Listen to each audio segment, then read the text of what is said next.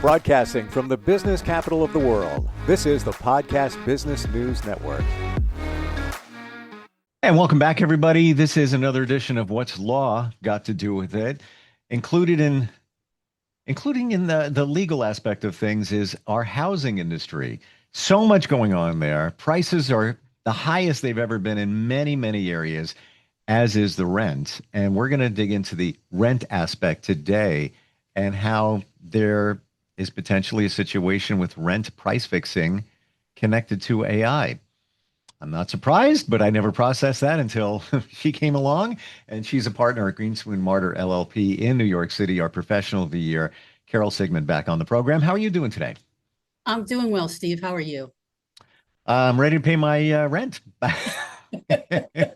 which is astronomically high, which I can't really do much about because it's the same everywhere I am, give or take a few $100 if you want to compare the same type of place where I am. And I'm in between houses because that doesn't look like a good idea at this moment. Um, what is going on with AI and price fixing on rent? Well, it goes back to the end of the Biden administration. In the final 6 months of the Biden administration, ProPublica published a report about RealPage Inc., which is a publication, I believe it's based in Texas.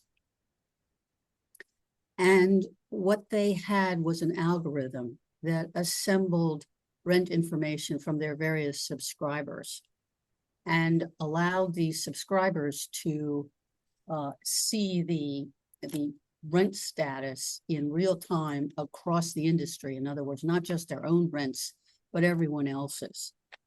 And it essentially allowed for price fixing by the algorithm. So the algorithm is looking at the rents charged by A and B and C and D and assembling them and finding a higher price for all of them. How is that data accurate? Because you would have to go to every area, call it every complex, maybe, get very granular and specific to know what the rent is on, let's say, a 2-bedroom, 1-bath apartment in an area. How are we if this is being done with the algorithms, garbage in equals garbage out, you got to make sure that the information is accurate. They were getting the information from their subscribers. In other words, Real Deal is offering your subscribers a service of information on rentals in their areas, in return for which the subscribers were feeding their data into Real Deal, and Real Deal was applying it to their algorithm. And they could manipulate that algorithm by geographic area, by county, by complex. They had many ways to manipulate that algorithm. I'm not sure we know all of them. Wow. So it stands to reason, hey, if the rent is $3,200 in this one area for, 2 bedrooms, 1 bath, whatever it is, you're going to raise your prices higher or keep them at that amount. Wow. So that's what was happening. So the Justice Department, under then Attorney General Merrick Garland, sued. There are a number of states, most of them in the West, that joined the federal lawsuit. There is now a lawsuit in New Jersey that was recently filed. I haven't seen one in New York yet, but the governors of California and New York have both signed legislation expressly outlawing the use of AI algorithms to fix rents. How can that be policed? Don't ask questions like that. I'm just saying, like how it's going to be difficult. Yeah. Wow. There is a lawsuit that the Attorney General for the city of the District of Columbia also has a suit pending. There are a number of these suits pending. My suspicion is that the only way it's going to wind up being policed is that the courts will dig through this data, hold a trial, and ultimately issue a decree. And the decree will granularly prohibit certain types of collection of data, manipulation of data, and probably publication of data that allows for the antitrust violation. And if I would think California and New York would then try to pick up on it.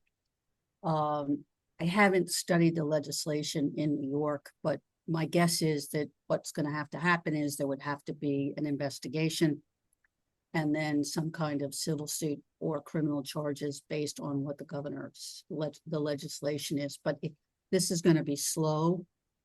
It's going to be difficult. And it's going to require a lot of detail and digging. But there is movement, and there are states that are pushing ahead with this. How can it be determined that there's a violation, that the law was broken? Where does that start? I think it starts with a complaint from someone who says, I think my rent's been fixed. And Well, then, listen, I need to pause here. I need to make a phone call. okay. It's the truth. It is the truth. And even more so, where I live, a company that owns that complex owns a lot of them. They swallowed them all up. So now they can set the price. They're kind of like the leader in that because they have so many properties. And now everybody, the smaller ones, are following suit. Then somebody's renting a place in their home. They look at that and say, oh, I'll go a couple $100 less. Think that group probably is not accessing this data. They may be accessing data other ways, but they're not accessing the real page data. So the first thing that would be determined is the landlord a consumer of real page data? And then what data are they consuming, and how is RealPage assembling that data?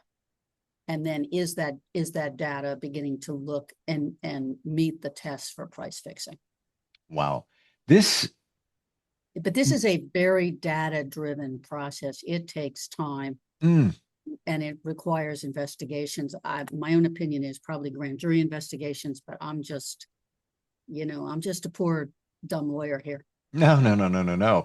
With this runs deeper than I thought, because I see it challenging to challenge them. You have a lot here at stake. You close the door, let's run a report using AI. It's almost, in my mind, hard to prove.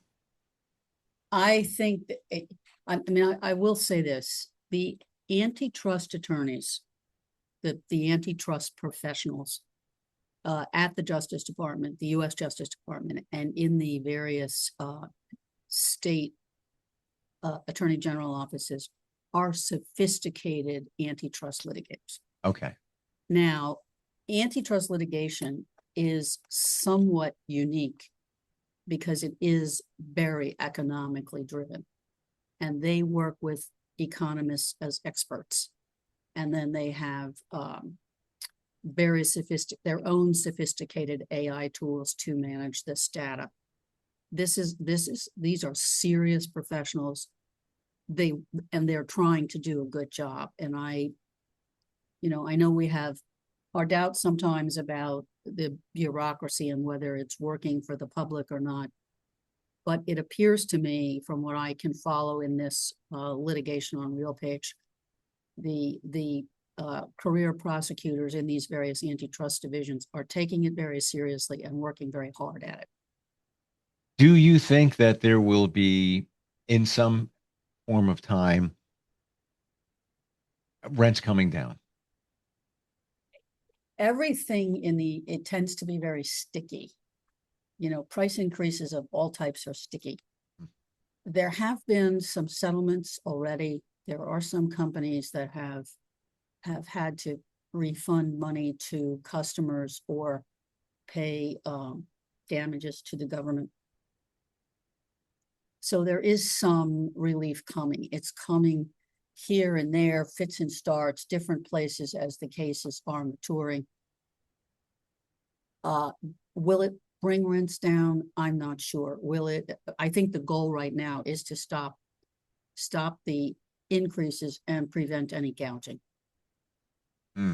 Let's pivot over to housing and prices in that situation. And by the way, I just want to share, housing litigation is one of your niches legally.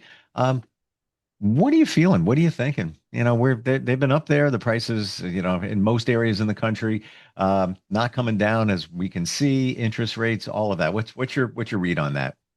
I have a number of reads, and there are a number of pressures on the industry. We've talked about them before, but let's just review them. One is 1 out of every 4 or 5, depending on whose statistics you use, workers in the construction labor force are undocumented. So you have the pressure on the undocumented that is reducing the labor force. You have the tariffs, which have been particularly hard on Mexico and Canada, which have been raising the price of a lot of construction materials. The president's hoping that this onshores. I don't know how much of this can onshore, but we have the situation with the tariffs.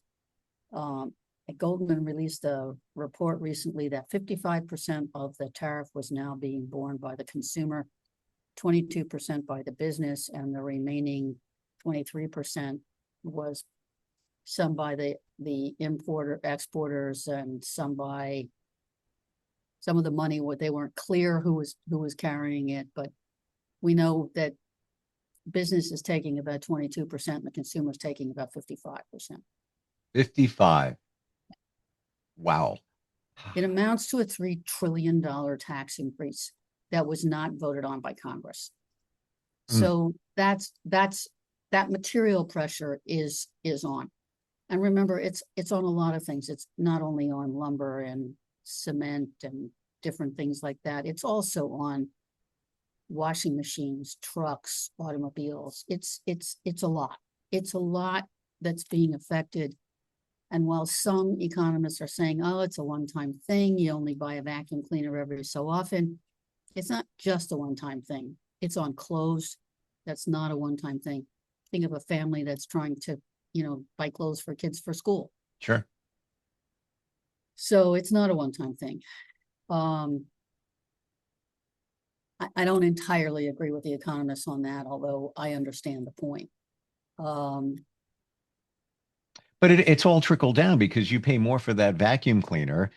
Um, it's taking more of your income. It's got to go Right. somewhere, whether it's a one-time purchase or not. You still paid more.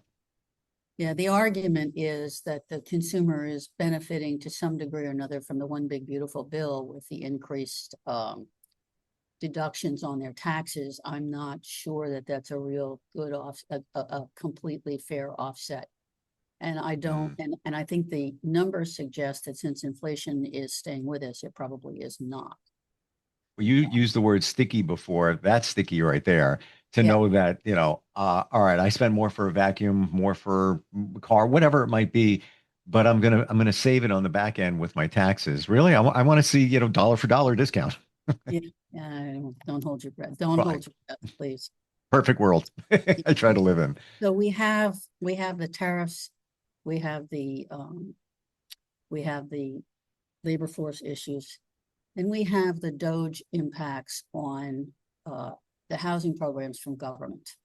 Government used to provide more support for housing construction. That's mostly gone, not entirely gone, but mostly gone.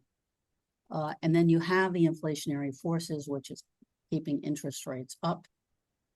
And now you have this, now we have to acknowledge that rents have been kept artificially high. So here you have young people who are trying to save to buy a house. You have all of these forces that are affecting pricing.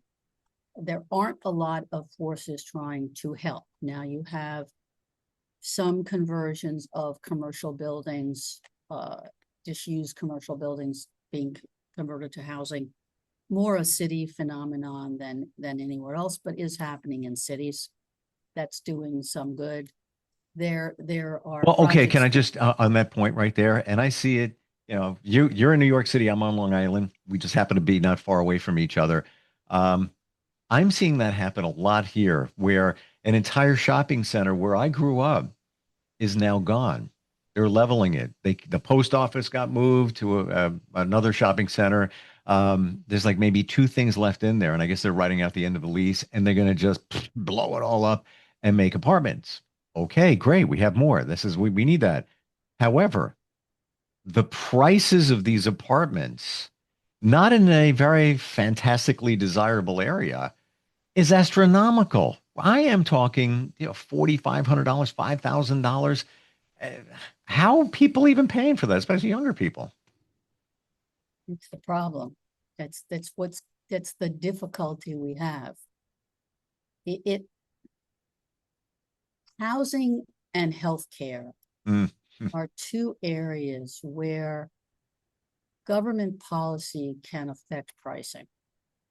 And they can affect pricing to help the consumer or affect pricing to not help the consumer. In the post-World War II era, the immediate post-World War II era, we had lots of policies in place to help consumers with housing. We have now the shutdown over the Obamacare subsidies. That's something to help consumers with the healthcare costs. But right now, there's not a lot of help for consumers on the housing side, except coming again from some of the states where they're trying to take steps to increase housing. I mean, New York is trying to make it easier to convert office buildings to residences. I think the easiest thing to convert are disused hotels. And so some of the excess hotel capacity in New York may be converted to housing. It looks to me like a good idea. And unlike retail buildings, which may not have the windows for the bedrooms and the Plumbing and everything else. Yeah. plumbing, yeah, the hotels have a lot of bathrooms, some of which can be converted to use for kitchens. And they have windows in the bedrooms, so they have some of the features that are required for housing. So, there are some efforts being made. Is there anything, now this is my pie in the sky question. Is there anything that can be done? Let's say you have a developer, real estate company, they build stuff. They're going to take, be it a hotel, motel, or they're going to take a shopping center and build apartments. Great. We need them.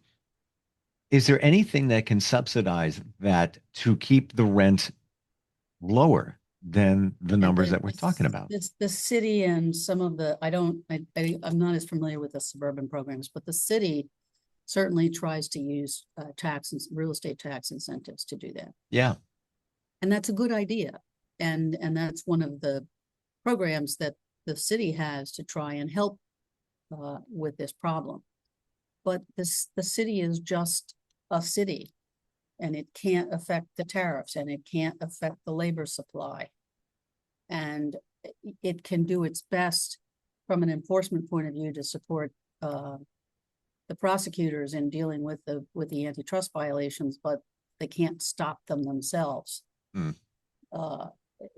They can do what they can do. I mean, Mayor Adams has done some things to try to help the housing side of things. It's an issue between the major candidates for mayor whose thinking and approach will do more to help housing. Mandami's idea is, well, we're just going to freeze rents. I'm not sure that's going to be that effective. It sounds good, but two things. He can't really do it. He needs legislation, and he's got the rent control board he has to deal with. But a bigger question is, were they to go in with some kind of rent freeze, I think the landlords would respond by going to court, and we might have a case over takings. And I do not think the current Supreme Court is going to be very friendly to New York's rent control laws. So Mandami's strategy may be very risky. Disclaimer, I didn't say this, but I feel we need to. We're not talking politics here. No, this is not about politics. Yeah, we're stating facts. Even what you talk about before with the housing industry and undocumented workers there, 1 in 4, et cetera, et cetera. Those are just numbers. We're repeating the numbers. We're just dealing with facts. Exactly. I was going to say the counter position would be to maintain the current rent laws and try to increase supply. So, there are different political solutions from different directions. We'll see what the people of the city of New York think is the best thing for the city. And that will be soon. But I am concerned that there is maybe not enough thought going into the legal ramifications of some of these plans and what might happen. And I just think it's something people should be thinking about, like everything else we should be thinking about. Well, certainly, those who are renting, back to the beginning of today, just being even aware of price fixing. Yeah, we think it, but, is it really going on? What's your feeling overall with that? Do you think this is what's actually taking place? Yeah, I do generally. I want to comment that I think it's a little harder in New York.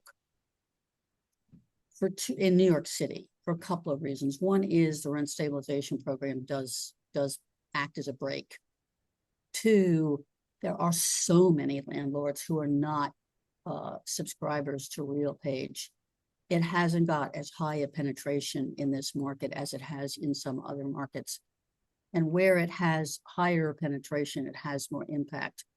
On Long Island, where you have these complexes, big complexes, and not so many different small landlords, you may have actually be more vulnerable to this than we are in the city, because we have so many landlords. We have the rent guidelines. We have the rent stabilization program. We have some housing coming online that's going to be subject to new kinds of rent programs. So I feel like the city, Quad City, may not have as much of an issue in this area as possibly a suburb with a lot of garden type apartments in big complexes. It might actually be easier in those areas to do that type of thing. But I think it may be a problem in New York. Certainly the governor is making sure she doesn't want it to become a problem in New York, but I think it's harder really in New York than some other states, because there are just so many different landlords. And I haven't seen evidence that RealPage has a major penetration in New York. Wow. We talked about a lot today, but all very impactful or all important. And everything that was discussed on this podcast today affects all of us. You may own your house. You may have owned it, for 20 years. You're buying a vacuum soon or something like that, and you're paying a tariff. It's all there. What's the best way if somebody wants to reach out to you, Carol? They got a question, want to pick your brain. What's the best way to do that? Email me, carol.sigmond, SIGMOND @gmlaw.com. Gotcha. And certainly instant feedback, Steve @gmail.com if you'd like to reach out. And we'd love to hear from you. And by the way, keep it anonymous if you so choose. That's all good. Thank you for today. Thank you for always having your finger on the pulse of what's going on here. I know that housing is in your major wheelhouse, but you're watching everything, and I truly appreciate it. Thanks, Steve. It was nice seeing you again. Likewise. All right, we'll be right back.